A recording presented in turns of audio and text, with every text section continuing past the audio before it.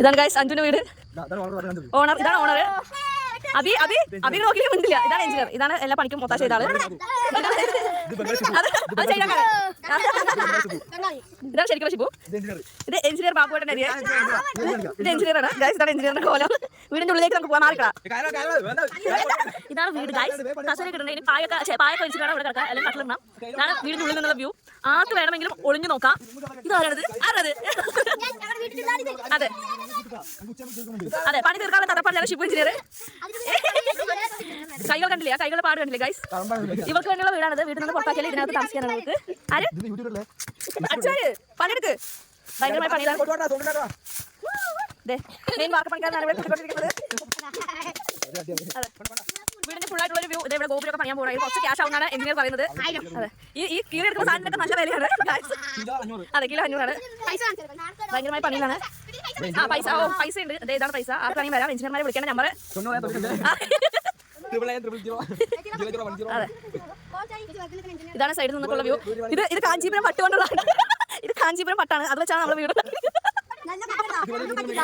ഇങ്ങനെ വീട് നിർമ്മിച്ച് കിട്ടിയ കാശ് കൊണ്ട് മേടിച്ചതാണ് ഈ ട്രൗസറും ഈ പനി.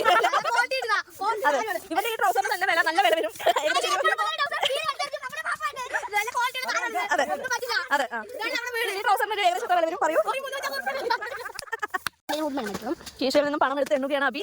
എഞ്ചിനീയർക്ക് കഴിഞ്ഞ വർക്കിൽ കിട്ടിയ കാശ് അവർ കട്ടെടുക്കാൻ വരണം. ഇവനാണ് ഇവിടെ കള്ളൻ. അതെ, കാശ് തന്നെ എന്റെ വീട്ടിലൊരു വീട് പണിയാണ്.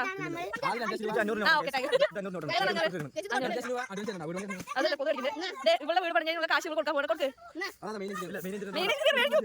മെയിൻ എഞ്ചിനീയർ എന്തോ കേസിൽ പ്രതിയാണ്.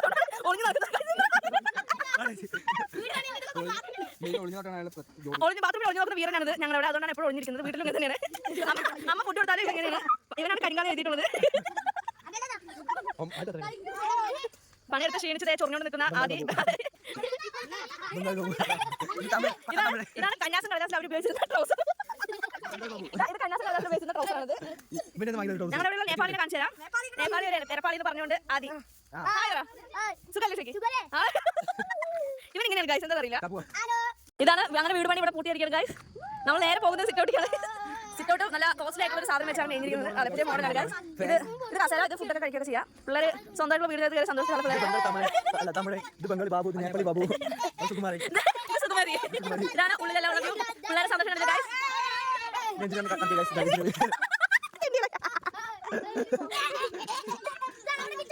പണികൾ വേണ്ടവരെ വിളിക്കുക. ഇതുപോലെ വന്ന് ചെയ്തു തരുന്നതാണ്. Okay, by.